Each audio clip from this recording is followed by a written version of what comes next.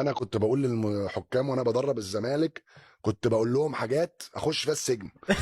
لما رحت مسكت وادي دجله والمقصه مره، بصيت لحكم كده بس وقفت 4 ماتشات. اه والله العظيم، وهو نفس الحكم. قلت له يا ابني اه والله العظيم يا دوبك كده بس اطلع بره بره يا ابني. انا لسه شاتمك من سنه. انا والله نسيت العظيم. شاتك في استاد احكي لك القاهره. بقى قصه حصلت ايه. كنت بدرب المقصه، ماشي. تمام. واول ماتش ليا مع المقصه بنلعب الزمالك في الكاس، ساتر. تمام. و كان الحكم اسمه معروف. ماشي. هو يعني محمود معروف. يعني محمود معروف. الراجل ده عرباوي من سينا يعني. حلو. فالمهم ايه، الراجل ده اقسم بالله فجر في التحكيم قدام الزمالك ما شفت زيه في حياتي. قلت له انا لنفسي انا زملكاوي، بس بقول لك ده فجر، مش ده كفر. تمام.